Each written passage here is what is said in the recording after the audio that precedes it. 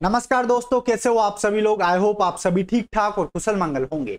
आज का हमारा वीडियो है ब्रीड्स ऑफ बफेलो, भैंस की नस्लें। जैसा कि आप सबको पता है कि आपके कृषि पर्यवेक्षक के सिलेबस में जो सबसे पहला एनिमल है गाय केटल, उसको हम कंप्लीट कर चुके हैं और आई होप वो आपको याद हो गया होगा। उसकी सारी की सारी नस्लें और उसकी जितनी भी जानकारी है वो सारी की सारी मैं आपको दे चुका हूं। आज की वीडियो में हम बात करेंगे ब्रीड्स ऑफ बफेलो, भैंस की नस्लें। चलिए दोस्तों, आज का वीडियो स्टार्ट करते हैं। शुरू करने से पहले जो लोग चैनल पर नए हैं, चैनल को सब्सक्राइब जरूर कर ले। पास में जो बेल आइकन है उस पर क्लिक करें ताकि आने वाले सभी वीडियोस के नोटिफिकेशन आपको टाइम टू टाइम मिलते रहे। और हाँ, इस वीडियो को बिल्कुल स्टार्टिंग से एंड तक देखना, एक भी क्वेश्चन आपका बाहर नहीं जाएगा। कोशिश करूंगा कि आपको वीडियो के अंदर ही मैं याद करवा दूं, क्योंकि आपके एग्जाम डेट आ चुकी है। 21 अक्टूबर 2023 को आपका कृषि पर्यवेक्षक का पेपर है। तो चलिए स्टार्ट करते हैं। बात करेंगे ब्रीड्स ऑफ बफेलो, भैंस की नस्लें। भैंस की नस्लें करीबन करीबन आपके सिलेबस में 6 नस्लें दे रखी है। बट 6 नस्लें पढ़ाने से पहले थोड़ा सा बेसिक में आपको पढ़ाना चाहूंगा। जैसे कि भैंस का जूलॉजिकल नेम क्या होता है, परिवार कौन सा है, क्रोमोसोम नंबर कितने होते हैं, जेस्टेशन पीरियड कितना होता है, पल्स रेट हो गई है आपके, इसके अलावा शोषण दर हो गई है। यहां से भी कई बार एग्जामिनर क्वेश्चन पुटअप करता है। तो चलिए स्टार्ट करते हैं। सबसे पहले हम बात करेंगे बफेलो या फिर भैंस की। गई भैंस पानी में, अक्सर ये आपने सुना होगा, भैंस पानी में क्यों जाती है, क्या इसके पीछे भी कोई लॉजिक है क्या? बिल्कुल, इसके पीछे एक लॉजिक है। आपने देखा होगा भैंस के शरीर का रंग कैसा होता है, काला होता है और काले रंग में सबसे ज्यादा गर्मी लगती है। तो जब इनको गर्मी लगती है तो ये क्या करती है, भैंस पानी में जाकर बैठ जाती है। तो चलिए बात करेंगे भैंस की। अगर हम बात करें तो आपके भैंसें भी 2 प्रकार की होती है। कितने प्रकार की होती है? 2 प्रकार की बफेलो होती है। कौन कौन सी, आइए देखते हैं। और अच्छे से पूरा फोकस बोर्ड में बनाए रखना, कोशिश करूंगा इसी क्लास में याद करवा दूं। 2 प्रकार की कौन कौन सी होती है? एक तो मेरे दोस्तों आपके होती है रिवर बफेलो। कौन सी बफेलो? River buffalo. जलीय भैंस भी इसको कहा जाता है। क्या कहा जाता है? अगर हिंदी में बात करें तो हिंदी में इसको मेरे दोस्त बोलते हैं जलीय भैंस। दूसरे नंबर पर हम बात करेंगे स्वाम्प बफेलो। कौन सी बफेलो? Swamp buffalo. जैसा कि नाम से आपको पता लग गया होगा, स्वाम्प मतलब क्या होता है? कीचड़ होता है। कहने का मतलब ऐसी भैंस जो दलदल में पाई जाती है, तो इनको एक तरीके से जंगली भैंसे भी कहा जाता है या दलदलीय क्षेत्र वाली भैंसे भी कहा जाता है। क्या कहा जाता है? दलदली क्षेत्र वाली भैंस। आई होप समझ में आपको आ रहा होगा। अब तक आपने समझा है कि सर भैंस जो होती है, गई भैंस पानी में, भैंस 2 प्रकार की होती है। एक तो होती है जलीय भैंस, जिसको हम पालतू भैंस या फिर डोमेस्टिक बफेलो भी बोलते हैं। ऐसी भैंस जिसको पाला जाता है उसको रिवर बफेलो या जलीय भैंस कहा जाता है या पानी वाली भैंस कहा जाता है। इसके अलावा ऐसी भैंस जो जंगलों में पाई जाती है उसको क्या कहा जाता है? स्वाम्प बफेलो या फिर उसको दलदली क्षेत्र वाली भैंस कहा जाता है। चलिए आगे बढ़ते हैं। यहां से जैसा कि आप सबको याद होगा, एक बेसिक सा क्वेश्चन आपसे पूछा जाता है, इसका जूलॉजिकल नेम क्या होगा? जरा कमेंट बॉक्स में बताइए। मैंने आपको पहले भी बताया था भैंस का जूलॉजिकल नेम क्या होता है? बुबेलस बुबेलिस होता है। क्या होता है? बुबेलस बुबेलिस। आई होप ये नाम आपको याद हो गया होगा। अच्छे से याद रखना, बुबेलस बुबेलिस। ये किसका नाम है? भैंस का। इसके पहले गाय पढ़ाई थी। गाय का क्या था? देसी गाय का था बोस इंडिकस, और जो विदेशी गाय है उसका हमने क्या देखा था? बोस टॉरस हमने यहां पर देखा था। हम बात करें स्वाम्प बफेलो तो इसका क्या होता है? इसका होता है बुबेलिस कार्बेंसेसिस। आई होप समझ में आ रहा होगा। इसको अच्छे तरीके से अंडरलाइन कर लेना, क्योंकि मोस्ट इंपोर्टेंट है जो जलीय भैंस है बुबेलस बुबेलिस, और इसके अलावा जो दलदली भैंस है बुबेलस बुबेलिस और कार्बेंसेसिस। ये आपको याद होना चाहिए, इंपोर्टेंट है। कई बार पूछ लिया जाता है, याद करने का सीधा सा फंडा है।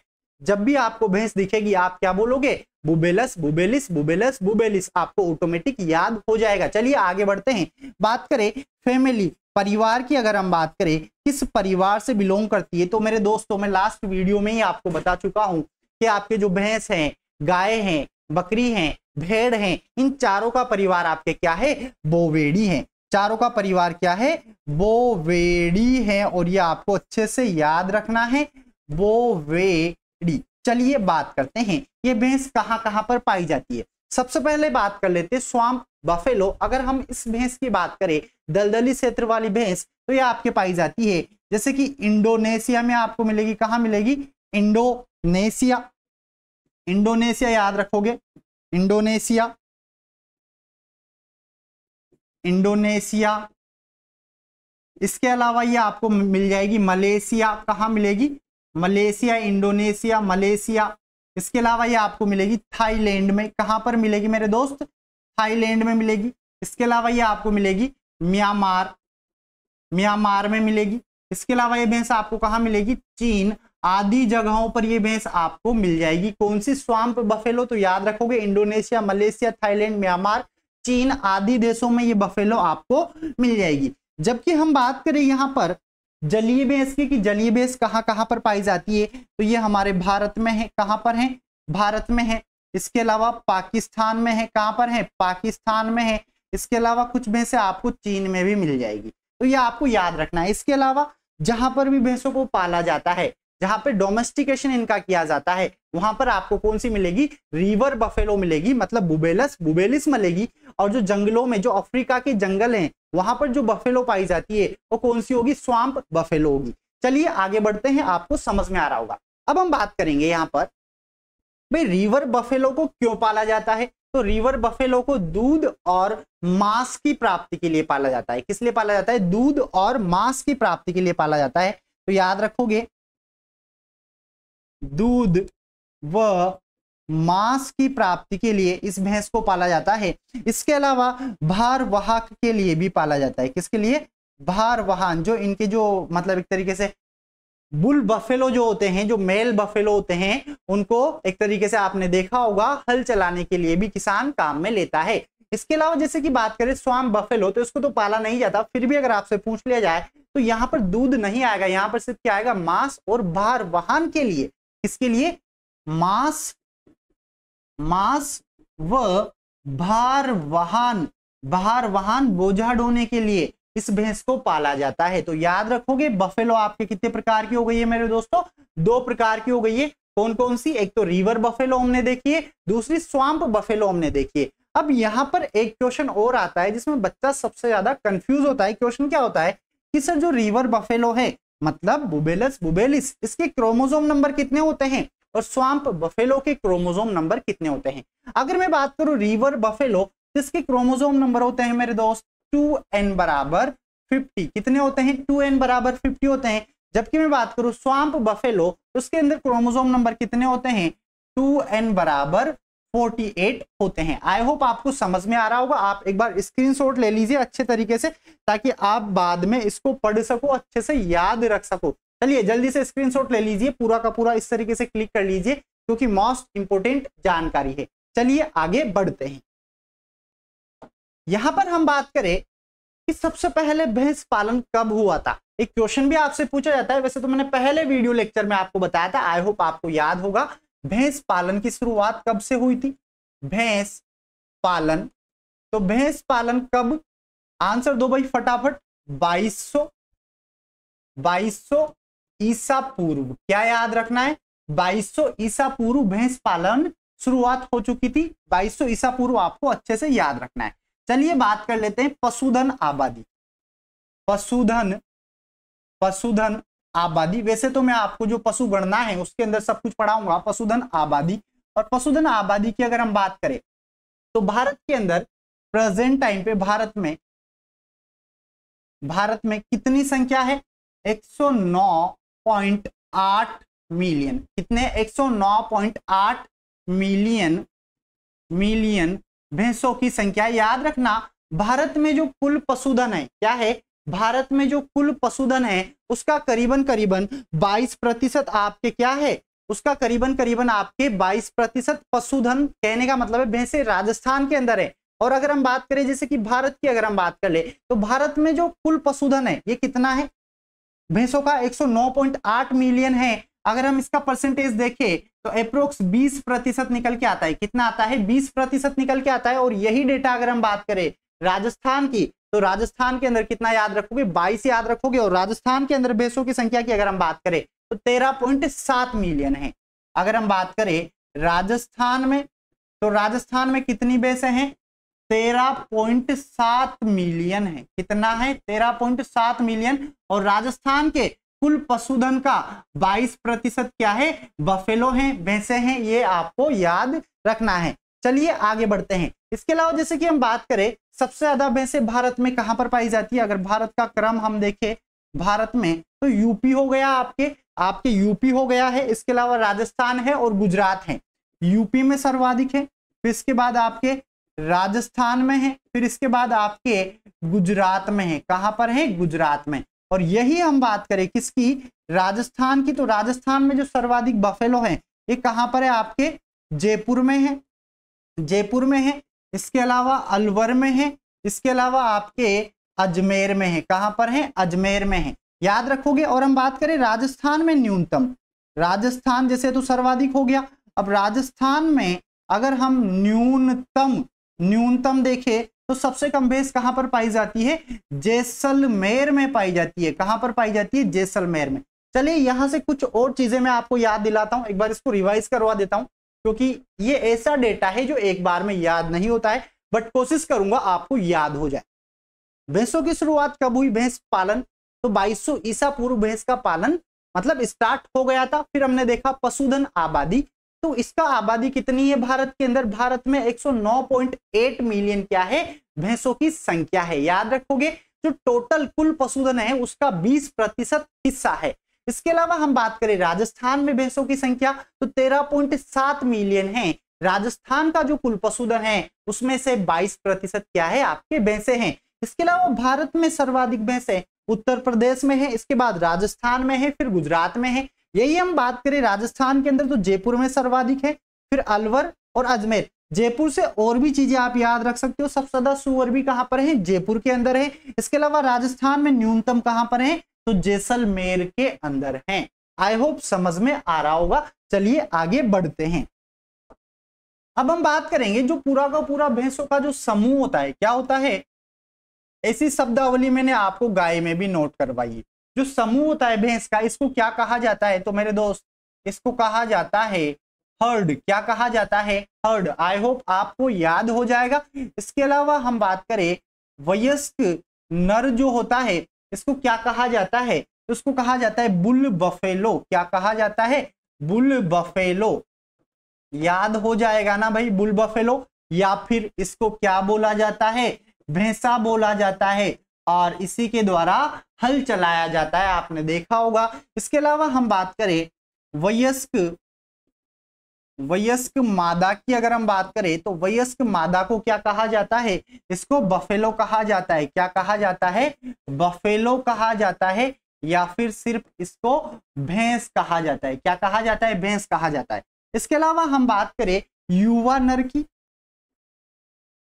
युवा नर, तो युवा नर को क्या बोलेंगे, बफेलो कॉफ बोलेंगे। क्या बोलेंगे, बफेलो कॉफ, क्योंकि इसका जो बच्चा है उसको क्या कहा जाता है, कॉफ कहा जाता है। इसके अलावा इसको राजस्थानी शब्दावली में आपने देखा होगा पाडा, क्या बोला जाता है, पाडा बोला जाता है, तो आप याद रखना।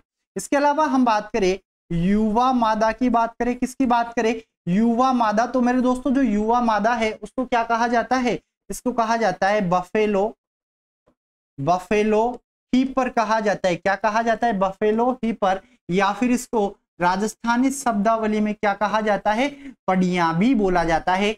जो स्टूडेंट गांव से बिलोंग करते हैं उनको याद होगा कि पाड़ा पाड़ी क्या होते हैं, ठीक है, भैंस भैंसा क्या होते हैं। लेकिन आप समझने की कोशिश करें, बस नॉर्मल शब्दावली है, आसानी से आपको याद हो जाएगी। इसके अलावा जो नवजात जो शिशु होता है, नवजात, इसको क्या कहा जाता है, इसको कॉफ कहा जाता है। क्या कहा जाता है, कॉफ, या फिर पाड़ा पाड़ी आप इसको यहाँ पर बोल सकते हो। इसके अलावा हम बात करें इसका जो एक तरीके से मांस होता है, क्या होता है, मांस, इस मांस को क्या बोलेंगे, उस मांस को कहा जाता है बफन। क्या कहा जाता है मेरे दोस्तों, बफन कहा जाता है। और गाय के मांस को हमने क्या बोला था, बोलो, व्हील बोला था। क्या बोला था, व्हील बोला था। गाय के मांस को बीफ या व्हील, जो गाय का है उसको तो बीफ बोला था, और जो बछड़े का मांस था उसको हमने क्या बोला था, व्हील बोला था। चलिए आगे बढ़ते हैं। अब हम बात करेंगे यहाँ पर इसका बॉडी टेम्परेचर कितना होता है? अगर हम बात करें बॉडी टेम्परेचर, शरीर का तापमान कितना होता है भैंस के, तो ये होता है 37.5 डिग्री सेल्सियस फ़ारेनहाइट में। अगर आपसे पूछ लिया जाए तो आप बोलोगे 100 डिग्री फ़ारेनहाइट। क्या बोलोगे?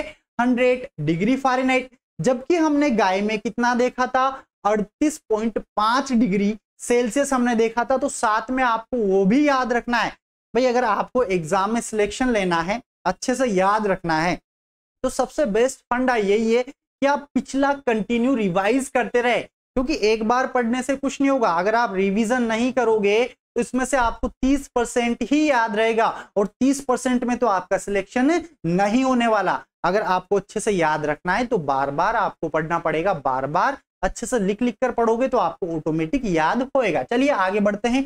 ये बात हो गई बॉडी टेम्परेचर की। अब हम बात कर लेते हैं यहां पर इसकी पल्स रेट कितनी होती है।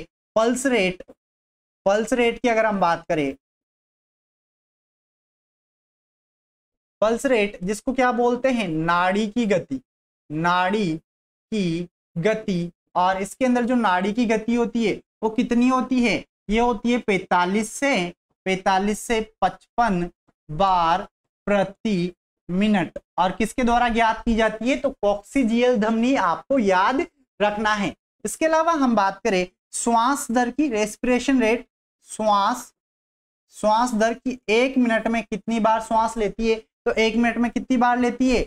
12 से 16 बार प्रति मिनट। क्या याद रखोगे? 12 से 16 बार प्रति मिनट। अच्छा, श्वास को कैसे गिनेंगे सर? बहुत आसान है। इसकी जो नाक होती है वहां पर क्या करो, अपना हाथ लगाओ और इसके उच्छ्वासों की संख्या को आप गिनो कंटिन्यू 1 मिनट तक। आपको ऑटोमेटिक निकल के आ जाएगा डेटा कितना? 12 से 16 बार प्रति मिनट। चलिए आगे बढ़ते हैं। बात करें यहां पर बॉडी टेम्परेचर हो गया। जेस्टेशन पीरियड की बात कर लेते हैं। Gestation period. अच्छा, जेस्टेशन पीरियड क्या होता है? तो इसको हिंदी में बोला जाता है मेरे दोस्तों गर्भकाल अवधि। क्या बोला जाता है? गर्भकाल अवधि। और गाय की गर्भकाल अवधि आई होप आपको याद होगी कितनी थी? 281 से या 280 से 285 दिन। यहां पर इसकी जो गर्भकाल अवधि है वो कितने दिन की है? 310 दिन। सर गर्भकाल अवधि क्या होती है? तो याद रखोगे गर्भ धारण से लेकर प्रसव तक का समय। प्रसव क्या होता है? जब बच्चा देती है भैंस, ठीक है, वहां तक का जो टाइम पीरियड होता है उसको क्या कहा जाता है? उसको गर्भकाल अवधि या जेस्टेशन पीरियड कहा जाता है। चलिए बात कर लेते हैं। यहां पर बच्चे से याद आ गया तो बच्चा देने की क्रिया। बच्चा देने की क्रिया को क्या कहा जाता है मेरे दोस्तों? आंसर दो फटाफट। क्या कहा जाता है? काविंग कहा जाता है। सर क्या कहा जाता है? काविंग कहा जाता है। इसके अलावा यहां पर इसकी जो प्रजनन क्रिया है, क्या है? प्रजनन क्रिया या मैथुन क्रिया, इसको क्या कहा जाता है? तो याद रखोगे मेरे दोस्तों, इसको कहा जाता है सर्विंग। क्या कहा जाता है? सर्विंग कहा जाता है। आई होप आपको समझ में आ रहा होगा। इसके अलावा हम बात करें प्यूबर्टी। प्यूबर्टी कब स्टार्ट होती है? प्यूबर्टी क्या होती है भाई? यौनारंभ या यौना अवस्था। ऐसी स्टेज जब नर के अंदर शुक्राणु और मादा के अंदर अंडाणु बनने लग जाए, उस अवस्था को, उस स्टेज को क्या बोलते हैं? यौना आरंभ बोलते हैं, या प्यूबर्टी बोलते हैं, या यौना अवस्था बोलते हैं। और ये कब स्टार्ट हो जाती है? ये आपके 28 से 30 माह में स्टार्ट हो जाती है। कब स्टार्ट हो जाती है? 28 से 30 माह में स्टार्ट हो जाती है। चलिए आगे बढ़ते हैं। इससे रिलेटेड 2 और क्वेश्चन आपसे पूछे जाते हैं कि सर इसका मध्यकाल और मध्य चक्र कितना होता है। बिल्कुल स्क्रीनशॉट भाई जल्दी से आप ले लो। स्क्रीनशॉट की अगर बात करते हो तो कंटिन्यू स्क्रीनशॉट आप लेते रहे। बात करेंगे यहां पर हम ईस्ट्रस साइकिल की। ईस्ट्रस साइकिल कितने दिन का होता है? मध्य चक्र। और मध्यकाल कितने दिन का होता है? चलिए बात करते हैं मध्य चक्र, जिसको ईस्ट्रस साइकिल भी बोलते हैं। क्या बोलते हैं? Oestrus cycle. और ये कितने दिन का होता है? तो याद रखोगे ये होता है 21 दिन का। कितने दिन का होता है मेरे दोस्तों? 21 दिन का। अच्छा, ईस्ट्रस साइकिल क्या होता है? सर मध्य चक्र क्या होता है? तो ये भी मैं आपको बताऊंगा, बस 2 मिनट रुक जाओ। इससे पहले एक और शब्द हम समझ लेते हैं, मध्यकाल। क्या समझ लेते हैं? मध्यकाल। नोट करोगे, मध्यकाल जिसको क्या बोलते हैं? ईस्ट्रस पीरियड बोला जाता है। और ये होता है आपके 24 घंटे का। कितने घंटे का? 24 घंटे का। अब समझते हैं कि स्ट्रेस साइकिल क्या होता है और मध्यकाल क्या होता है। मध्यकाल पशु की एक ऐसी अवस्था होती है जिसमें मादा पशु नर पशु के साथ संभोग करने की इच्छा प्रकट करे, उस काल को कहा जाता है मध्यकाल या फिर स्ट्रेस पीरियड। और ये भैंस के अंदर कितने घंटे का होता है? तो 24 घंटे का होता है। अब जो दो मध्यकाल होते हैं, दो मध्यकाल के बीच का जो समय होता है उसको कहा जाता है मध्य चक्र। और ये कितने दिन का होता है? 21 दिन का होता है। अच्छे से याद रखना। और मध्यकाल कितने का होता है? तो 24 घंटे का होता है। यह आपको याद होना चाहिए अच्छे तरीके से। चलिए आगे बढ़ते हैं। इसके अलावा जैसे कि हम बात करें फैट परसेंटेज वगैरह कितना होता है। फैट बेसिक अगर हम बात करें फैट, तो एवरेज जो भैंस का दूध होता है इसमें 7% वसा की मात्रा पाई जाती है। इसके अलावा अलग अलग भैंसों की अलग अलग है। जैसे कि पर्टिकुलर हम यहां पर बात कर ले कि सर भदावरी में सबसे ज्यादा पाई जाती है। बिल्कुल आपका सही आंसर है, भदावरी में 12 से 14% क्या पाया जाता है? वसा की मात्रा पाई जाती है। और एवरेज बफेलो के अंदर कितना होता है? 7% वसा की मात्रा होती है। आई होप ये आपको समझ में आया होगा। ये भैंस के बारे में बिल्कुल बेसिक सी जानकारी थी जो मैंने आपको दे दी है। चलिए आगे बढ़ते हैं। अब हम यहां पर स्टार्ट करेंगे इसका वर्गीकरण। अगर वर्गीकरण की हम बात करें, वर्गीकरण, तो वर्गीकरण किस तरीके से करेंगे? भारी नस्लें, मध्यम नस्लें और हल्की नस्लें। भारी नस्लों की अगर हम बात करें, पहले नंबर पे हम बात करेंगे भारी नस्लें। भारी नस्लें जो वजन में ज्यादा होती है वो कौन कौन सी होती है? जैसे कि आपके मुर्रा हो गई। कौन सी हो गई है? मुर्रा हो गई है। इसके अलावा आपके कौन सी हो गई है? जाफराबादी हो गई है। कौन सी हो गई है? आपके जाफराबादी हो गई है। इसके अलावा हम बात करें तो आपकी आती है नीली रावी। कौन सी आती है? नीली रावी। ये तीन ऐसी नस्लें हैं जो भारी नस्लों की श्रेणी में आती है, मतलब इनका वजन ज्यादा होता है। जैसे पर्टिकुलर दोस्तों अगर मैं बात करूं जाफराबादी की, तो जाफराबादी को तो मिनी एलिफेंट की संज्ञा दी गई है। क्यों? क्योंकि भैंसों की नस्लों में सबसे भारी जो नस्ल है वो आपके कौन सी है? जाफराबादी है। अभी सारी की सारी नस्लें इस वीडियो में आगे मैं आपको कंटिन्यू पढ़ाने वाला हूं, बस एक बार क्लासिफिकेशन आप यहां पर देख लीजिए। इसके अलावा दूसरे नंबर पर हम बात करेंगे ऐसी नस्लें जो मध्यम आकार की है। मध्यम नस्लें, तो मध्यम नस्लों में कौन कौन सी आती है? मध्यम नस्लों में आपकी आती है जैसे कि महसाना है, भदावरी है और नागपुरी है। कौन कौन सी हैं? महसाना, भदावरी हैं, वह नागपुरी हैं। ये कैसी नस्लें हैं? मध्यम आकार की है। महसाना का नाम आपने सुना होगा, मुर्रा क्रॉस सूरती से बनी है। भदावरी का नाम भी आपने सुना होगा। सबसे ज्यादा फैट परसेंटेज है जिसका वो कौन है? भदावरी है। और नागपुर महाराष्ट्र के अंदर पाई जाती है। बड़े बड़े लंबे लंबे से सींग होते हैं, बट ये आपके सिलेबस में नहीं है। चलिए आगे बढ़ते हैं। इसके अलावा तीसरे नंबर पर हम बात करेंगे हल्की नस्लें। कौन सी नस्लें? हल्की नस्लें, जिनमें कहने का मतलब है वजन बिल्कुल कम होता है। तो आती है आपके एक बफेलो जिसका नाम बड़ा प्यारा है। क्या है? सूरती है। जिसके सींग कैसे होते हैं? दराती आकार के होते हैं। यहां पर इन भैंसों की जो विशेषताएं हैं, वैसे तो विशेषताएं कहीं सारी होती है, लेकिन हम बात करेंगे कि एग्जाम की दृष्टि से क्या इंपॉर्टेंट है और क्या एग्जाम में हमसे पूछा जा सकता है। तो ये सारी की सारी बेसिक जानकारी आपकी कंप्लीट हो गई है। इसका रिवीजन भी मैं आपको करवा दूंगा। उससे पहले हम बात कर लेते हैं कि आपके सिलेबस में कितनी भैंस की नस्लें दे रखी है। नस्लें, कृषि पर्यवेक्षक का जो आपका एग्जाम है इसमें आपकी 6 भैंस की नस्लें कितनी है? 6 हैं। कौन कौन सी है?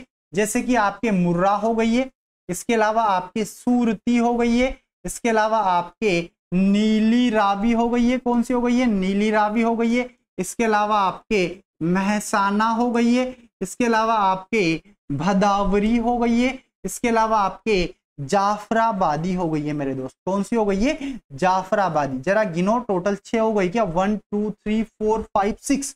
तो मेरा वही फंडा है जो गाय के अंदर था कि आप एक बार पढ़ने से पहले जो सिलेबस है उसको याद करें। सिलेबस में हमने गाय की 9 नस्लें याद की थी और उसके बाद एक एक करके हमने सारी की सारी नस्लें अच्छे से कवर की थी। ठीक उसी प्रकार ये 6 नाम आपको याद होने चाहिए क्योंकि आपके सिलेबस में है। मुर्रा, सूरती, नीली रावी, महसाना, भदावरी और जाफराबादी। यहां पर इनकी विशेषता चाहूं तो यहीं पे मैं बता देता हूं जहां से क्वेश्चन आने की संभावना होती है। मुर्रा, इसके सिंग जलेबी आकार के होते हैं। सूरती, इसके सिंग अश्याकार के होते हैं। नीली रावी, इसकी आंखों को ओल्ड आइज कहा जाता है। मेहसाना की बात करें तो मुर्रा क्रॉस सूरती से बनी हुई है। भदौरी तांबे जैसा रंग है, 12 से 14% वसा की मात्रा है। जाफराबादी मिली एलिफेंट कहा जाता है। सबसे भारी नस्ल है। क्वेश्चन आपका इन्हीं पॉइंट में से आएगा, बट फिर भी चिंता ना करें, एक एक नस्ल आपको पढ़ाऊंगा कि सर ओरिजिन से भी तो आता है। तो ये तो मैंने आपको विशेषताओं वाले क्वेश्चन बताया। चलिए आगे बढ़ते हैं और सबसे पहले हम बात करेंगे किसकी, मुर्राह की बात करेंगे। किसकी बात करेंगे? मुर्राह की बात करेंगे। मुर्राह। चलिए बात करते हैं। अगर हम बात करें कि मुर्राह नस्ल कहां पर पाई जाती है, तो पूरे भारत में पाई जाती है। रीजन क्या है? क्योंकि इसका मिल्क प्रोडक्शन काफी अच्छा है। बिल्कुल बेसिक से स्टार्ट करते हैं कि सर इसका ओरिजिन क्या माना जाता है। कई बार हम कंफ्यूज होते हैं। तो इसका ओरिजिन दक्षिणी पंजाब और हरियाणा को माना जाता है। क्या माना जाता है? दक्षिणी पंजाब, दक्षिणी पंजाब, दक्षिणी पंजाब व हरियाणा को क्या माना जाता है मेरे दोस्तों? इसका ओरिजिन माना जाता है। यह हरियाणा के रोहतक क्षेत्र में गुड़गांव, करनाल, दिल्ली आदि जगहों पर पाई जाती है। तो इसका वितरण अगर आपसे पूछ लिया जाए तो करनाल, हरियाणा, गुड़गांव आदि क्षेत्रों में यह नस्ल पाई जाती है। रोहतक में भी, जैसे अगर हरियाणा में ओरिजिन में आपको इनमें से कुछ नहीं दे रखा तो एक ऑप्शन आपको मिलेगा रोहतक, और ये आपको याद रखना है। क्या याद रखना है? रोहतक। इसका ओरिजिन क्या हो गया? दक्षिणी पंजाब वो हरियाणा। इसके अलावा रोहतक आप याद रखें। इसके अलावा हम बात करें कि हमारे राजस्थान में कहां कहां पर पाई जाती है। राजस्थान की अगर हम बात करें, राजस्थान, तो राजस्थान में पाई जाती है जयपुर, जयपुर, बीकानेर, जयपुर, बीकानेर, कोटा, जयपुर, बीकानेर, कोटा। इसके अलावा आपके जोधपुर, अजमेर, जोधपुर, अजमेर, जोधपुर, अजमेर जिले नहीं संभाग याद रखोगे। क्या याद रखोगे? संभाग में पाई जाती है। कौन कौन से संभाग में? जयपुर, बीकानेर, कोटा, जोधपुर, अजमेर संभाग में पाई जाती है। चलिए आगे बढ़ते हैं, बात करेंगे इसकी विशेषताओं की। किसकी बात करेंगे? विशेषताएं। तो यार इसकी विशेषता तो मेरे हिसाब से सभी बच्चों को याद होगी क्योंकि मोस्ट इंपोर्टेंट है। सबसे पहले विशेषता हम बात करेंगे, इसका रंग रूप कैसा है। इसका शरीर का रंग कैसा होता है? तो जेट ब्लैक होता है। कैसा होता है? Jet black. अच्छा सर ये जेट ब्लैक क्या होता है या ब्लैक क्या होता है? तो जेट ब्लैक का मतलब है बिल्कुल स्याही जैसा काला होता है। कैसा होता है? स्याही जैसा काला होता है। कैसा होता है? स्याही जैसा काला रंग का होता है। तो रंग कैसा हो गया? स्टार लगा लेना, जेट ब्लैक होता है। अगली विशेषता की बात करें, अगर हम बात करें कि सर इसके सींग कैसे होते हैं, तो सींग से भी क्वेश्चन आता है, स्टार लगा लेना। इसके सींग कैसे होते हैं? जलेबी आकार के होते हैं। कैसे होते हैं? जलेबी आकार के सींग होते हैं। जलेबी आपने देखी होगी, इस तरीके के सींग होते हैं इसके, कुछ इस तरीके के। समझ में आया? इसके सींग कैसे होंगे? देखो जैसे तो कि जलेबी का घेरा बन रहा हो तो इसके सींग कैसे हो गए? जलेबी आकार के। मोस्ट इंपोर्टेंट विशेषता है। जेट ब्लैक रंग हो गया है। इसके अलावा और विशेषता क्या है? चलिए अगली स्लाइड हम ले लेते हैं। और विशेषता की बात करें तो पूरे विश्व की सबसे सुंदर नस्ल है। क्या है? पूरे विश्व की, विश्व की सबसे सुंदर नस्ल है। सबसे सुंदर नस्ल है। सबसे सुंदर क्यों है? क्योंकि मेरे दोस्तों इसकी त्वचा कैसी होती है? इसकी त्वचा मुलायम होती है। और यार जिसकी त्वचा मुलायम होती है वही तो सुंदर होता है। तो भैंसों की नस्लों में सबसे ज्यादा जो मुलायम त्वचा है वो किसकी है? मुर्रा की है।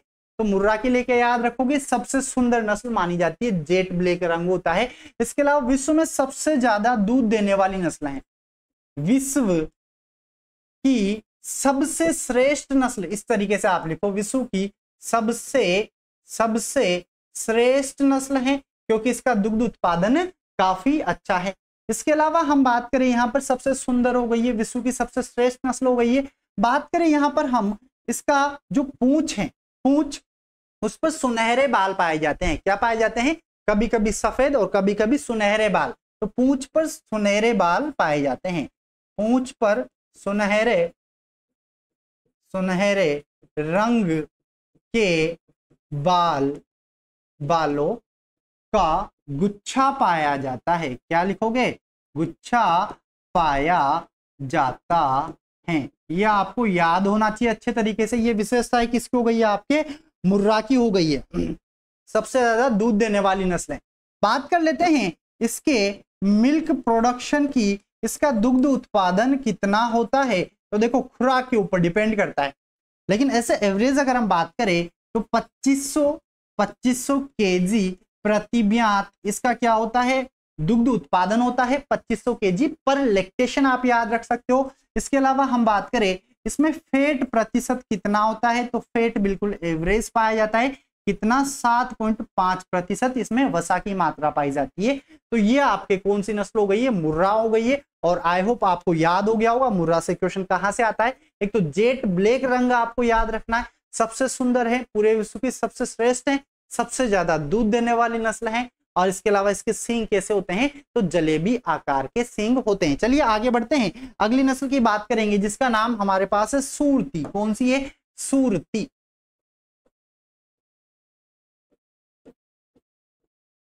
सूरती बात करेंगे यहां पर इसके ओरिजिन की। मुर्रा का ओरिजिन आपने देखा, ठीक उसी प्रकार इसके ओरिजिन की बात करें तो इसका उत्पत्ति स्थान कहां से माना गया है? बोलो जरा। खेड़ा बड़ोदरा से माना गया है। कहां से माना गया है? खेड़ा बड़ोदरा। खेड़ा व बड़ौदा, खेड़ा व बड़ौदा। और ये कहां पर है? तो गुजरात के अंदर है। कहां पर है? तो इसकी उत्पत्ति कहां से मानी गई है? गुजरात से खेड़ा व बड़ौदा से इसकी उत्पत्ति मानी गई है। बात करें इसकी विशेषताओं की, विशेषताएं क्योंकि यहीं से क्वेश्चन बनते हैं सबसे ज्यादा, तो विशेषताओं में सबसे पहली विशेषता आप याद रखोगे। देखो मुर्रा के सींग कैसे थे? जलेबी जैसे थे। इसके सींग कैसे हैं? तो इसके सींग हंसियाकार हैं। कैसे हैं? लंबे चपटे व हंसियाकार सींग। सींग की अगर हम बात करें तो लिखोगे आप लंबे चपटे व दराती जैसे सींग है। कैसे हैं? दराती, या इसी को बोला जाता है हंसियाकार हैं। अब दराती जैसे सींग कैसे होते हैं? चलिए समझते हैं। दराती आपने देखी होगी कुछ इस प्रकार की होती है। कैसी होती है? कुछ इस प्रकार की होती है। तो इसके सींग भी कैसे होते हैं? दराती जैसे होते हैं, हंसियाकार होते हैं। और एक क्वेश्चन आपसे कई बार एग्जाम में पूछा गया है, तो सींग लंबे चपटे व दराती जैसे होते हैं। हम बात करें यहां पर इसका रंग कैसा होता है, जैसे कि हमने बात किया मुर्रा का। मुर्रा का रंग कैसा था भाई? बिल्कुल जेट ब्लैक था। इसका रंग कैसा होता है? हल्का बादामी होता है। कैसा होता है? हल्का बादामी व काला। यह आपको याद रखना है भाई। जितनी भी भैंसें होती है वैसे तो काली ही होती है, लेकिन जब आप एग्रीकल्चर वाले स्टूडेंट हो और बिल्कुल इनको डिटेल में पढ़ रहे हो तो बिल्कुल बारीक से बारीक विशेषता आपको याद रखनी पड़ेगी, तभी आप इनका आइडेंटिफिकेशन कर पाओगे, इनकी पहचान कर पाओगे। तो यहाँ पर सूरती में हमने क्या देखा? इसका बादामी रंग का एक तरीके से रंग होता है, शरीर होता है और हल्का काला होता है।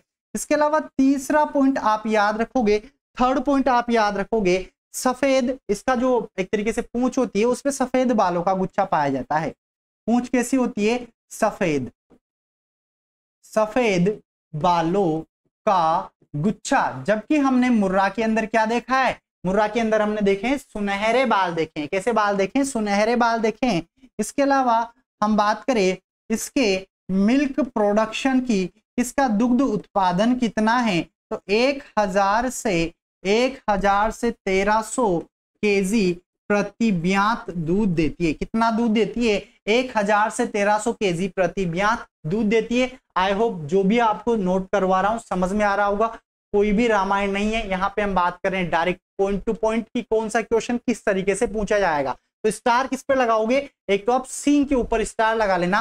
कैसे होते हैं? दराती जैसे इसके सींग होते हैं। इसके अलावा यहां से क्वेश्चन आने के जो चांसेस है वो खेड़ा व बड़ौदा गुजरात से हैं। बाकी ये चीजें आपसे नहीं पूछी जाती है क्योंकि ये बिल्कुल बेसिक है। इसके अलावा अगर फेट आपसे पूछे तो 8 से 10% फेट आप याद रखना। फेट, वसा की मात्रा क्या याद रखोगे? 8 से 10%। तो ये आपके दो भैंसें कंप्लीट हो गई है। मुर्रा हमने पढ़ी है, इसके बाद सूरती हम कवर कर चुके हैं। अब हम बात करेंगे दोस्तों किसकी? नीली रावी की बात करेंगे। किसकी बात करेंगे? नीली रावी। नीली रावी, नीली रावी। और आप इनको साथ में नोट करते हुए जरूर चले, क्योंकि तभी याद होगा। ऐसा नहीं है वीडियो देख लिया और बन गए कृषि पर्यवेक्षक, ऐसा बिल्कुल भी संभव नहीं है।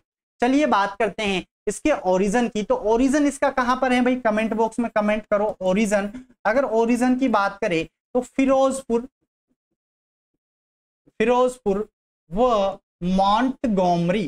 मॉन्टगोमरी पाकिस्तान से इसका क्या माना जाता है, ओरिजिन माना जाता है। क्या याद रखना है, फिरोजपुर और मॉन्टगोमरी पाकिस्तान आप याद रखोगे। इसके अलावा कहां पर पाई जाती है, तो जो सतलज नदी है इसके किनारे वाले जो क्षेत्र हैं यहां पर ये नस्ल आपको मिल जाएगी। अगर आप लिखना चाहो तो लिख सकते हो सतलज नदी के किनारों पर। कहां पर, सतलज नदी के किनारों पर यह नस्ल आपको मिल जाएगी। फिरोजपुर मॉन्टगोमरी पाकिस्तान से इसका उत्पत्ति स्थान माना गया है। बात कर लेते हैं विशेषताएं क्या है। तो देखो विशेषताओं में सबसे पहला पॉइंट आपको याद रखना है, इसकी जो आंखें होती है वो कैसी होती है, एक तरीके से पानी के रंग की होती है, नीली होती है। और इसकी आंखों को बोल आइज कहा जाता है। क्या कहा जाता है, तो सीधा सीधा हम लिखेंगे यहाँ पर, रामायण हम नहीं बनाएंगे। आंखें कैसी होती है, तो आंखें को क्या कहा जाता है, बोल आइज कहा जाता है। क्या कहा जाता है, ओल आइज आपको याद रखना है, मोस्ट इंपोर्टेंट है नीली रावी के अंदर। इसके अलावा भारत में मुर्रा के बाद जो सबसे अच्छी नस्ल आती है वो आपके कौन सी आती है, तो नीली रावी आती है। तो अगला आप लिखोगे भारत में मुर्रा के बाद दूसरी सबसे अच्छी नस्ल कौन सी है, तो याद रखोगे नीली रावी है। कौन सी है, नीली रावी है। आगे बढ़ते हैं, चलिए बात करते हैं इसके अलावा शरीर का रंग कैसा होता है, तो काला और भूरा होता है। शरीर का रंग काला व भूरा होता है। कैसा होता है, काला व भूरा होता है। इसके अलावा और विशेषताओं की बात करें तो पूंछ जमीन को छूती है। अब जमीन को छूती है या नहीं छूती, लेकिन जमीन से थोड़ी सी ऊपर रहती है, ठीक है। तो आप याद रखोगे पूंछ लटकती हुई। कहने का मतलब अगर आप चाहो तो ब्रैकेट में लिख लेना, जमीन को छूती है। अगर हम बात करें इसका मिल्क प्रोडक्शन कितना होता है, तो इसका मिल्क प्रोडक्शन है 1500 से 1800 केजी प्रति ब्यात। आगे नोट करेंगे हम मिल्क प्रोडक्शन की अगर हम बात करें तो कितना है, 1500 से 1800 केजी प्रति ब्यात आपको याद रखना है, मोस्ट इंपोर्टेंट है। इसके अलावा इसके जो नर भैंस होते हैं उनको कृषि कार्यों में काम लिया जाता है। तो अगला स्टार लगा के आप लिख लोगे, नर को कृषि कार्यों के लिए अच्छा माना जाता है, मतलब हल वगैरह चलाने के लिए या बोझा ढोने के लिए काम में लिया जाता है। तो अब तक आपको 3 नस्लें याद हो चुकी है। सबसे पहले हमने बात की मुर्रा की, उसके जस्ट बाद हमने बात की सुरती की, उसके बाद हमने बात की नीली रावी की। अब हम बात करेंगे भदौरी की। भदौरी हेडिंग लगाइएगा 4th नंबर पे, 4th। और यार भदौरी को आपको अच्छे से याद करना है, क्योंकि यहां से कई सारे क्वेश्चन बनते हैं। भदौरी,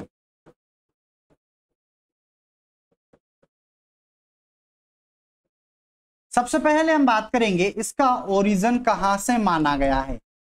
ओरिजिन, इसका ओरिजिन कहां से माना गया है, इटावा आगरा यूपी से माना गया है। कहां से माना गया है, इटावा आगरा उत्तर प्रदेश यूपी से इसका ओरिजिन माना गया है। देखो अगर हम उस समय की बात करें जब जनपद हुआ करते थे, भिंड मुरैना ग्वालियर, ठीक है, इन जनपदों को मिलाकर पहले क्या बोला जाता था, एक तरीके से भदावर राज्य इनसे बनता था और वहां पर ये भैंस पाई जाती थी। और उसी के नाम पर इसका नाम क्या रखा गया है, भदौरी रखा गया है। लेकिन आज ऐसा नहीं है, तो आपको ऑप्शन में क्या मिलेगा, इटावा आगरा यूपी मिलेगा और आपको यही लगाकर आना है। यही इसका क्या है, ओरिजिन आपको याद रखना है। यहां से कई सारे क्वेश्चन बनते हैं, जैसे कि बात करेंगे विशेषताएं। विशेषताएं, तो विशेषताएं सबसे इंपॉर्टेंट है। क्या विशेषता है इसकी? सबसे पहली विशेषता है कि इसमें सबसे ज्यादा वसा की मात्रा पाई जाती है। सबसे ज्यादा वसा की मात्रा, वसा की मात्रा इसके दूध में पाई जाती है। कितनी वसा की मात्रा होती है? तो आप याद रखोगे 12 से 14% याद रखोगे। इसके लिए एक कहावत है गांव के अंदर। क्या कहावत है? कि 8 दिन का जो दूध होता है, ठीक है, 8 दिन का जो दूध होता है, 8 दिन के बाद 1 दिन में जितना दूध देती है उतना घी प्राप्त हो जाता है। समझ में आया? मतलब 8 दिन तक कंटिन्यू जब हम दूध निकालते हैं, सपोज करो 5 किलो पर डे का दूध ये दे रही है, तो 8वें दिन क्या होगा? आप इससे 5 किलो घी प्राप्त कर सकते हो। तो क्यों कर सकते हो? क्योंकि देखो यार, इसमें सबसे ज्यादा क्या पाया जाता है? फैट पाया जाता है। और घी क्या होता है? डेयरी का एक ऐसा उत्पाद जिसमें वसा की मात्रा 99% होती है, उसी को घी कहा जाता है। तो यहां पर सबसे ज्यादा जो फैट होता है किसमें होता है? भदावरी में होता है। लेकिन भदावरी के लिए कई सारी और चीजें मैं आपको बता दूं। अगर प्रेजेंट टाइम की हम बात करें तो देखो, जितने भी किसान हैं सारे के सारे किसको लेना चाहते हैं? जिसके घर काली उसके घर सदा दिवाली। ये कहावत किसके लिए है? तो मुर्रा के लिए है। तो सारे के सारे किसान मुर्रा भैंस को लेना चाहते हैं क्योंकि उसका मिल्क प्रोडक्शन काफी अच्छा है। तो धीरे धीरे क्या हो रहा है? भदावरी जो है, भदावरी नस्ल, इसकी संख्या में कमी आती जा रही है। इसीलिए इसके लिए संरक्षण कुछ परियोजना भी चलाई जा रही है। तो आपको याद रखना है, सबसे ज्यादा जो वसा की मात्रा है किसमें होती है? भदावरी में होती है, 12 से 14%। और आओ आगे बढ़ते हैं। हम बात करें इसके शरीर का रंग। शरीर का रंग कैसा होता है? तो तांबे जैसा रंग है तेरा, सबसे ज्यादा फैट परसेंटेज है तेरा, ये आप याद रखोगे। इसके अलावा वी आकार का शरीर होता है। कैसा होता है?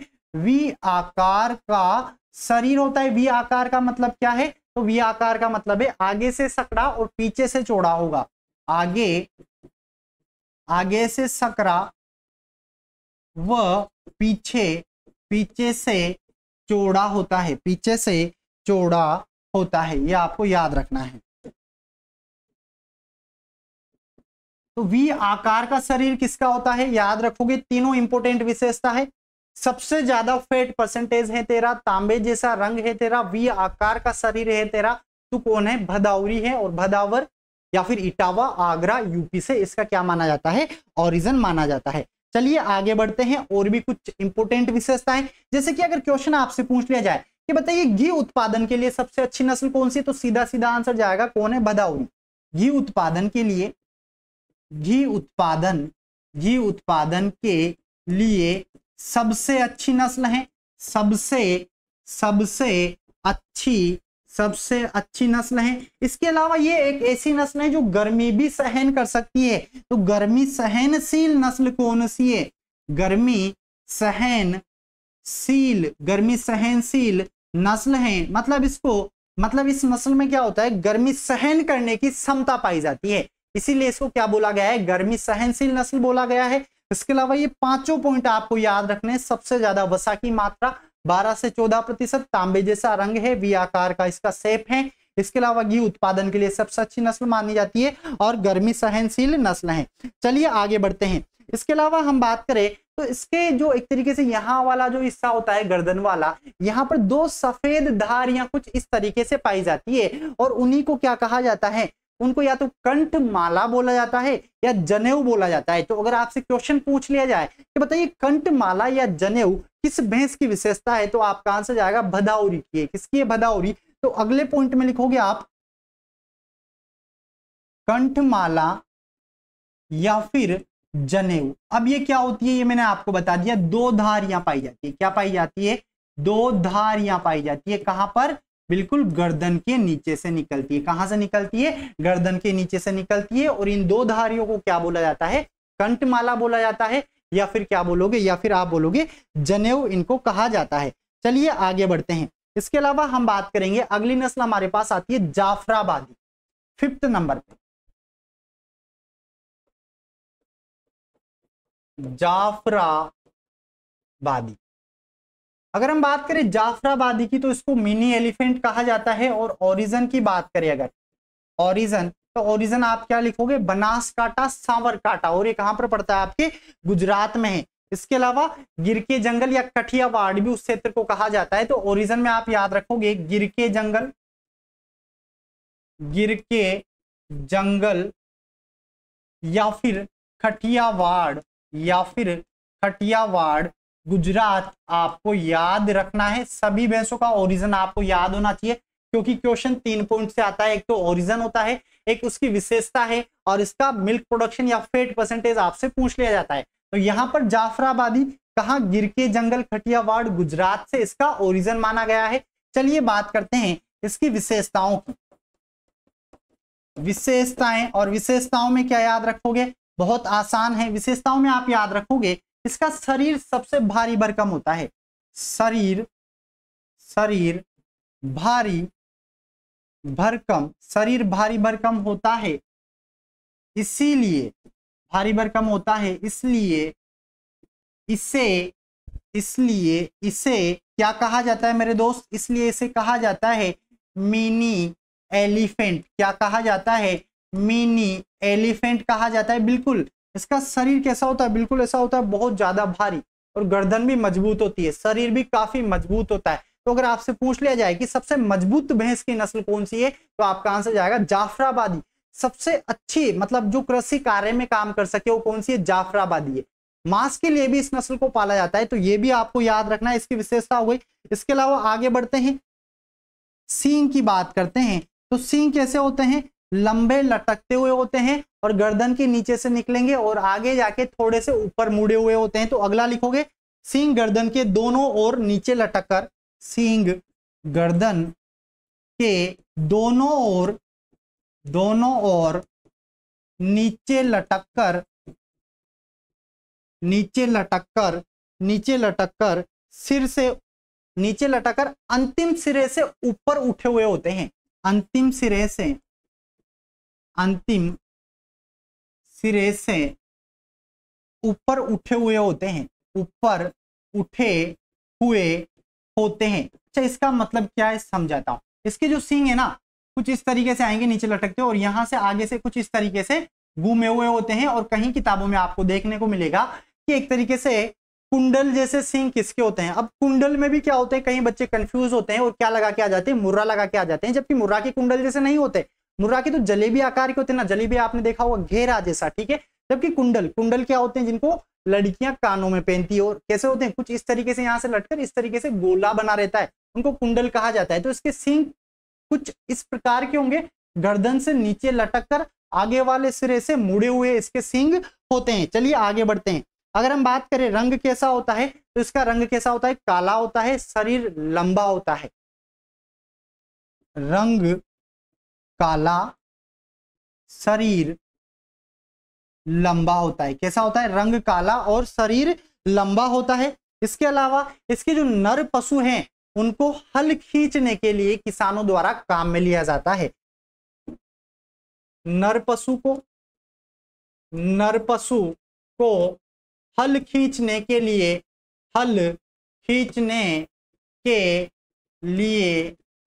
काम में लिए जाते हैं, या फिर कृषि कार्यों के लिए काम में लिए जाते हैं, और मांस भी प्राप्त किया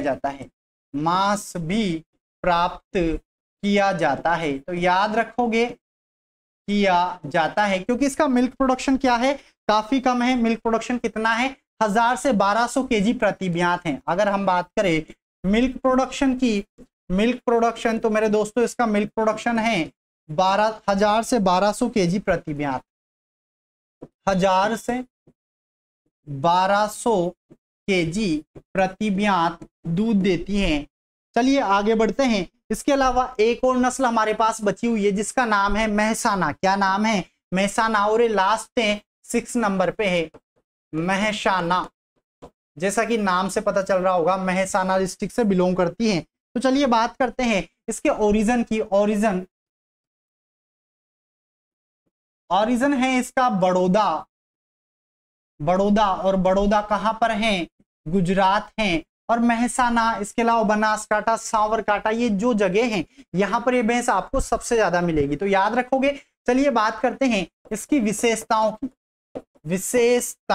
और जो विशेषताएं हैं इसकी, देखो ये मुर्रा मुर्रा क्रॉस सूरती के संयोग से बनी है। कैसे बनी है?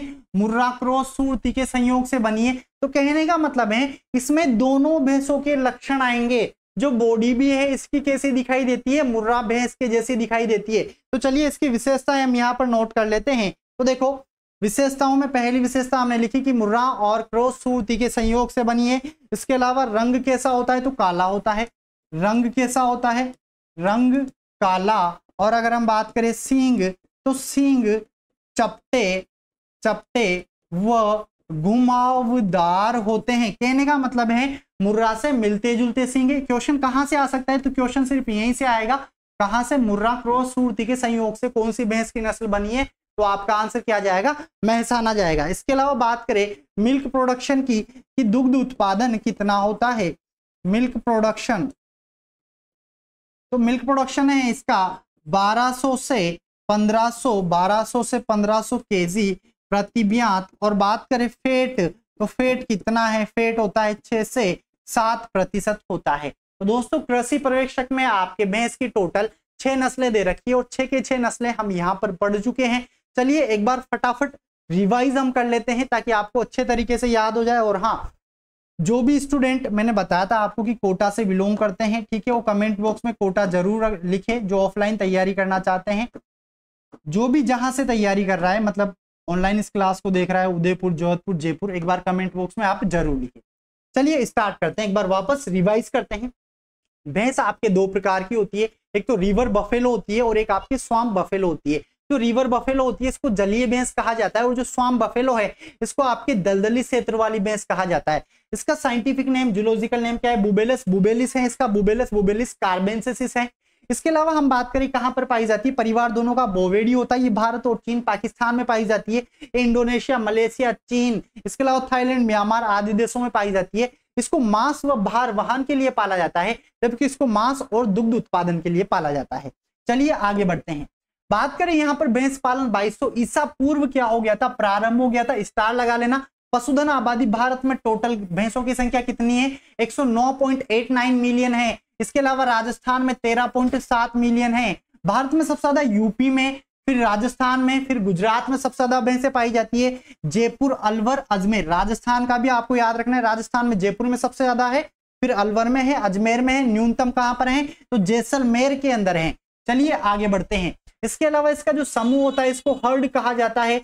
नर भैंसा होता है उसको क्या बोलेंगे? बुल बफेलो या भैंसा बोलेंगे। वयस्क मादा को क्या बोलेंगे? बफेलो बोलेंगे। युवा नर को बफेलो कॉफ और युवा मादा को बफेलो हीफर कहा जाता है। नवजात को कॉफ और मांस को क्या बोलेंगे? बफन बोलेंगे। चलिए आगे बढ़ते हैं। बॉडी टेम्परेचर कितना होता है? 37.5 डिग्री सेल्सियस या 100 फ़ारेनहाइट होता है। नाड़ी की गति कितनी होती है? 45 से 55 बार प्रति मिनट होती है, जिसको कॉक्सिजियल धमनी द्वारा मेजर किया जाता है। श्वास दर कितनी होती है? 12 से 16 बार 1 मिनट में श्वास लेती है। गर्भकाल अवधि 310 दिन की होती है। बच्चा देने की क्रिया को काविंग बोला जाता है। प्रजनन क्रिया को सवर्विंग बोला जाता है। प्यूबर्टी 28 से 30 माह में स्टार्ट हो जाती है। इसके अलावा हम बात करें मध्य चक्र तो 21 दिन का होता है। मध्यकाल 24 घंटे का होता है। फेट 7% होता है। बदावरी में सबसे ज्यादा वसा 12 से 14%। इसके अलावा हम बात करें वर्गीकरण तो वर्गीकरण 3 तरीकों से हमने किया है। एक तो भारी नस्लें और एक मध्यम आकार की नस्लें और एक हल्की नस्लें। भारी नस्लों में आपके 3 नस्लें आती है। कौन कौन सी है? मुर्रा है, इसके अलावा जाफराबादी है और नीली रावी है। सबसे भारी नस्ल कौन सी है पूरे वर्ल्ड की? तो आपका सीधा सीधा आंसर जाएगा जाफराबादी है। सबसे ज्यादा दूध देने वाली कौन सी है? मुर्रा है। इसकी आंखों को क्या कहा जाता है? बोल आइस कहा जाता है। मुर्रा क्रॉस सूरती के संयोग से बनी है। सबसे ज्यादा फेट परसेंटेज है। वी आकार का शरीर है, तांबे जैसा रंग है और नागपुर महाराष्ट्र में पाई जाती है, जिसके सिंग लंबे लंबे तलवार जैसे होते हैं। और सबसे हल्की नस्ल कौन सी है? सूरती है। इसके सिंग कैसे होते हैं? दराती आकार के होते हैं। गांव में पाली जाने वाली अच्छी भैंस की नस्लें, नीचे से नाव जैसा पेट होता है। चलिए आगे बढ़ते हैं। आपके सिलेबस में 6 नस्लें हैं। मुर्रा, सूरती, नीली रावी, मेहसाना, भदावरी और जाफराबादी हैं। आगे बढ़ते हैं। बात करें मुर्रा की तो मुर्रा का ओरिजिन दक्षिणी पंजाब व हरियाणा रोहतक को माना गया है। राजस्थान में जयपुर, बीकानेर, कोटा, जोधपुर, अजमेर संभाग में नस्ल आपको बहु यातायात से मिल जाएगी। विशेषताओं की बात करें तो जेट ब्लैक, बिल्कुल काला स्याही जैसा रंग होता है। किसका? मुर्रा का होता है। सबसे अच्छी होती है, सबसे सुंदर होती है, पूरे विश्व में सबसे श्रेष्ठ है। पूरे विश्व की सबसे ज्यादा दूध देने वाली नस्लें सींग कैसे होते हैं, जलेबी आकार के होते हैं, स्टार लगा लेना। देखो विश्व की सबसे सुंदर नस्ल है, सबसे श्रेष्ठ नस्ल है, त्वचा मुलायम होती है, सुनहरे रंग के बाल पाए जाते हैं पूंछ पर। इसके अलावा दूध कितना है, 2500 केजी प्रति ब्यात है। वसा कितनी है, 7.5% है। इसके अलावा अगर हम आगे बढ़े तो सुरती की बात करें तो खेड़ा बड़ौदा से इसका ओरिजिन माना गया है, गुजरात। सींग लंबे चपटे व दराती आकार, अच्छी आकार के होते हैं। जिस पे बॉक्स बना रहा हूं याद कर ही लेना। शरीर का रंग कैसा होता है, हल्का बादामी व काला होता है। सफेद बालों का गुच्छा पाया जाता है। दुग्ध उत्पादन 1000 से 1300 केजी प्रति ब्यात। वसा की मात्रा 8 से 10% पाई जाती है। इसके अलावा नीली रावी की बात करें तो नीली रावी फिरोजपुर व मोंटगोमरी पाकिस्तान से इसका ओरिजिन माना गया है। सतलज नदी के किनारों पर यह नस्ल पाई जाती है। आंखों को बोल आइज कहा जाता है। क्या कहा जाता है, बोल आइज कहा जाता है। भारत में मुर्रा के बाद दूसरे नंबर की सबसे अच्छी नस्ल कौन सी है, नीली रावी है। शरीर का रंग काला भूरा होता है। पूंछ लटकती हुई जमीन को छूती हुई नजर आती है। चलिए आगे बढ़ते हैं। इसके अलावा हम बात करें मिल्क प्रोडक्शन तो 1500 से 1800 केजी प्रति ब्यात है। इसके जो नर भैंसे होते हैं उनको कृषि कार्यों के लिए किसानों द्वारा काम में लिया जाता है। भदावरी की बात करें तो जिसका रंग है तांबे जैसा, जिसके शरीर का आकार वी है, जिसमें सबसे ज्यादा फैट परसेंटेज है, वो कौन है, भदावरी है। तो याद रखोगे इटावा आगरा से इसका ओरिजिन माना गया है। सबसे ज्यादा वसा की मात्रा है। शरीर का रंग कैसा होता है, तांबे जैसा होता है। शरीर का आकार कैसा होता है, तो वी आकार का होता है। घी उत्पादन के लिए सबसे अच्छी नस्ल है, व्यवसाय के लिए सबसे अच्छी नस्ल है और गर्मी सहनशील नस्ल है। और खंटमाला जनेऊ पाई जाती है क्योंकि इसके गर्दन के पीछे से जो 2 सफेद धारियां आती है तो ऐसा लगता है जैसे कि कंठमाला बन रही हो या फिर इसने जनेऊ को धारण कर रखा हो। तो ये आपको याद रखना है। और ये 8 दिन तक कंटिन्यू जब दूध देती है तो 1 दिन के बराबर घी प्राप्त हो जाता है। मतलब अगर 1 दिन में 5 किलो दूध दे रही है तो 8वें दिन आप इससे 5 किलो घी प्राप्त कर सकते हो क्योंकि सबसे ज्यादा फैट है और घी में क्या होता है, फैट ही सबसे ज्यादा होता है। आगे बढ़ते हैं। बात करें जाफराबादी तो मिनी एलिफेंट कहा जाता है। गिर के जंगल खटियावाड़ से इसका क्या माना गया है, ओरिजिन माना गया है। विशेषताओं की बात करें तो शरीर भारी भर कम होता है, इसीलिए इसको मिनी एलिफेंट की संज्ञा दी गई है। इसके सींग गर्दन के पीछे दोनों ओर से नीचे लटक कर अंतिम सिरे से ऊपर उठे हुए होते हैं। कुंडलाकार सींग होते हैं। सीधा सीधा लिख लो आप, क्या होते हैं, कुंडलाकार सींग होते हैं। लेकिन मेरे दोस्तों मुर्रा पे मत लगा के आ जाना, गलत हो जाएगा। डिफरेंस मैंने आपको बता दिया है। रंग कैसा होता है, काला होता है। शरीर कैसा होता है, लंबा चौड़ा होता है और इसको मांस के लिए और कृषि कार्यों के लिए पाला जाता है। दुग्ध उत्पादन 1000 से 1200 केजी प्रति ब्यात है। मेहसाना की बात करें तो बड़ौदा गुजरात से इसका क्या माना गया है, ओरिजिन माना गया है। किससे बनी है, मुर्रा क्रॉस सुरती के संयोग से बनी है। रंग काला होता है और मुर्रा से मिलती जुलती भैंस की नस्ल है। दुग्ध उत्पादन कितना है, 1200 से 1500 केजी प्रति ब्यात और इसके अलावा 6 से 7% इसमें क्या है, वसा की मात्रा है। तो बिल्कुल फास्ट वे में मैंने आपका रिवीजन भी करवा दिया। अगर आप लोगों को ये वीडियो अच्छा लगा हो तो आप मुझे कमेंट बॉक्स में कमेंट जरूर करें। इस वीडियो को लाइक करें, अधिक से अधिक शेयर करें और जो लोग चैनल पर नए हैं चैनल को सब्सक्राइब जरूर कर लें। पास में जो बेल आइकन है उस पर क्लिक करें ताकि आने वाले सभी वीडियोस के नोटिफिकेशन आपको टाइम टू टाइम मिलते रहे। इसके अलावा जो भी स्टूडेंट मैंने बताया था ऑफलाइन तैयारी करना चाहते हैं, जो भी कोटा आ सकते हैं, कोटा से कृषि पर्यवेक्षक की तैयारी करना चाहते हैं, जैसा कि आप सबको पता है कि 21 अक्टूबर 2023 को आपका कृषि पर्यवेक्षक का क्या है, एग्जाम है और एग्जाम अच्छे से देना है, सिलेक्शन लेना है। तो जो भी कोटा आ सकते हैं वो तैयारी करना चाहते हैं तो बिल्कुल आप इस नंबर पे सिर्फ व्हाट्सएप करें 7665686175 पर आप व्हाट्सएप करें या टेलीग्राम पे या इंस्टाग्राम पे या फेसबुक पे कहीं पर भी आप मैसेज कर सकते हो, आपको रिप्लाई दिया जाएगा। और बिल्कुल अच्छे से तैयारी करते रहिए क्योंकि समय निकल जाएगा और एग्जाम आ जाएगा। मुलाकात करेंगे अगले वीडियो में, तब तक आप सभी को मेरा राम राम, नमस्कार, जय जवान जय किसान, जय हिंद, बाय बाय।